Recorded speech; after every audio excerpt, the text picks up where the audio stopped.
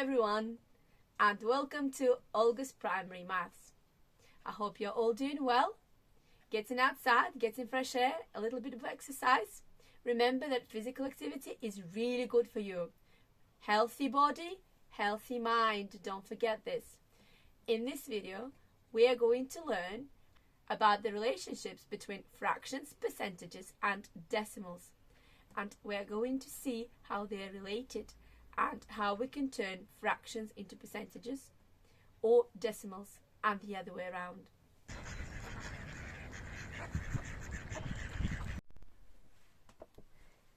The reason why you need to know your relationships between fractions, percentages and decimals is so you could work out problems like this. So these are examples of SATs questions to do with knowing your equivalents of fractions, percentages and decimals. Let's look at them one at a time. First of all, what do we know about 1? 1 is 100%, is a whole.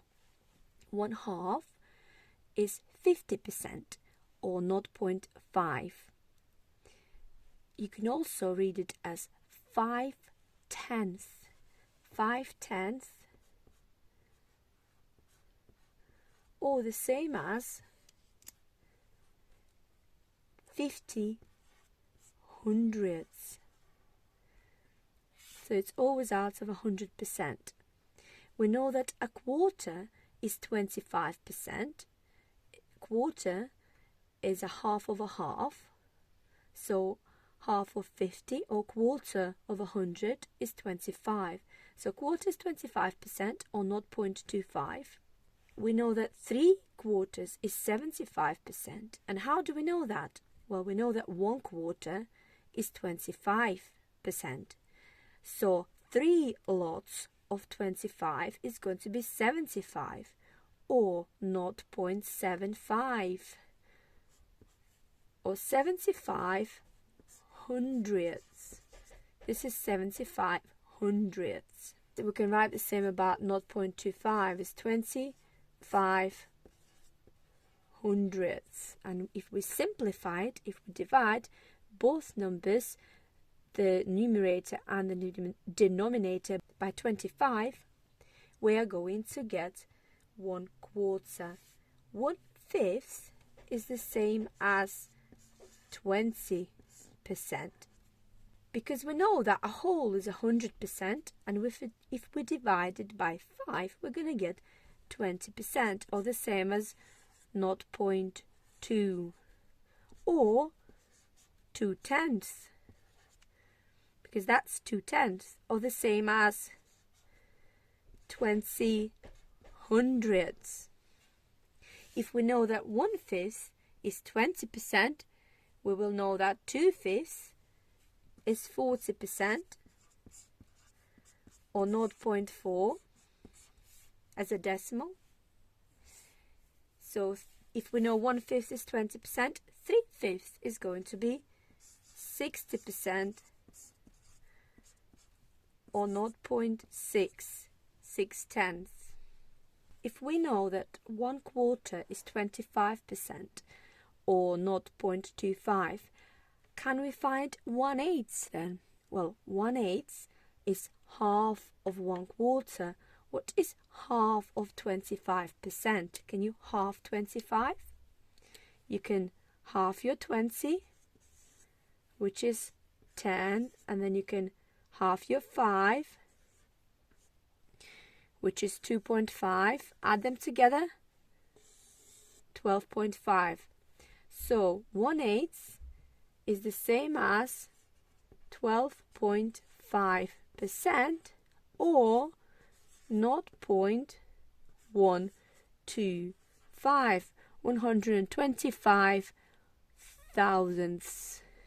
Our 1/10 is 10% or 0.1, 1/10, and our 100th is 1% or 0.01, 100th. So you need all this to be able to use this knowledge when you have questions about fractions, percentages and decimals. Quite often you need to be able to turn your fractions into percentages or decimals into percentages, or the other way around. It will be up to you to decide what you need to turn into what. And I'm going to give you some examples now. Have a look at. Put this in order from smallest to the largest. Sometimes they will tell you from smallest to the largest, or they might write ascending order. That means from smallest to the largest. Or it could be descending order, from largest to the smallest. Be careful what it says there in the question. So we have a decimal, percentage, fraction, fraction, percentage. Can we straight away tell which one is smaller and which one is larger? Well, sometimes we can have a guess, but it's the best strategy is to turn all of this in either percentages or fractions or decimals. Well, in this case, I decided that I'm going to turn all of them into percentages, because 35% is a bit of an awkward percentage to turn into a fraction. Well, it's not going to be awkward, but it's going to be hard to compare all of the fractions. So I'm turning all of my numbers into percentages. So what is 0.7 in percentages? Well, I know that 0.1 is 10%, so 0.7 is 70%. It's quite close to 1, isn't it? So that's already a percentage, which is 35%. 2/5. Well, I know that 1/5 is 20%, so 2/5 is going to be 40%. We know that 3/4 is 75%. And 20% stays as percentage. So now let's put them in order from smallest to the largest. So what's the smallest percentage? 20%. Okay, let's write 20% here. Now what's the next smallest percentage? 35%. What's the one after that? 40%. Okay, let's cross it out.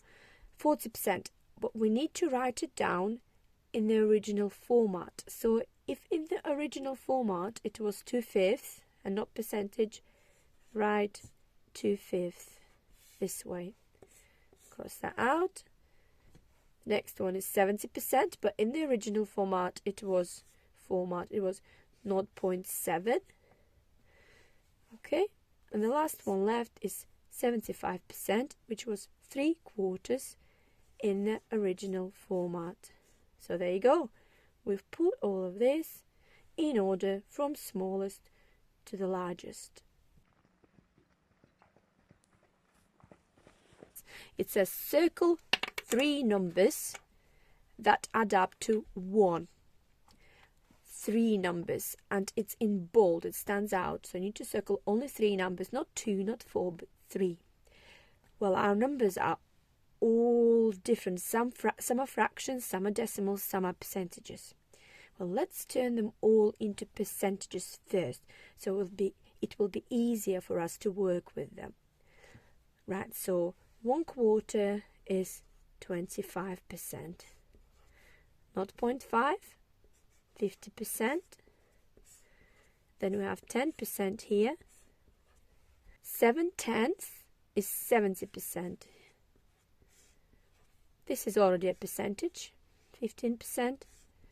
And 0.2 is 20%. Right, okay, so we need to circle 3 numbers. Let's take a different color pen. Right, let's see. Ooh, what can I add? Can I add 25 and 15? What's that going to be? 40. And then I'll have to add 60 left. Well, I can't. I don't have 60 on its own. It will have to be 50 and 10, but that's 4 different numbers, so that's not going to work, is it? Oh, what if I take 70, then 20, 90, and 10? Is it going to make 100%? Oh yeah, I'm going to mention this to you. that when it says add up to 1 as a percentage, number 1 is 100%. So it's either add up to 1 or to 100%. Right, so 70 add 20 and add 10 is going to be 100%. Does it add up to 1? Yes, it does. But look, remember you need to circle the numbers in the original format. This is just for your workings out.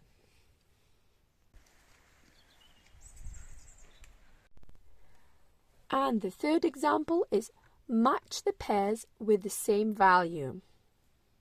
Well, what do I know for sure straight away? Well, I know that my quarter is 25% or 0.25. I know that 3/4 is 75%. What else do I know? Let's have a look. 0.4, 4/10. Oh, 4/10. Let's just write it down like that. 4/10. Oh, do we have 4/10 here? No, but what do we have? Well, we have 2/5. And is 4/10 the same as 2/5? Well, yeah. It's just, if we simplify 4/10, we're going to get 2/5. So these two match together. Now, what else have we got left? We've got 4/5. Oh, let's express our 4/5 as a tenth. So if we times 5 by 2, we need to times our 4 by 2. 8/10. 8/10. We can also write it down like that. 0.8. Oh, can we see the percentage? That is a percentage, isn't it? 80%. And what have we got left? We've got 60% and 0.6 there. Looks a bit messy now. All the lines joined together.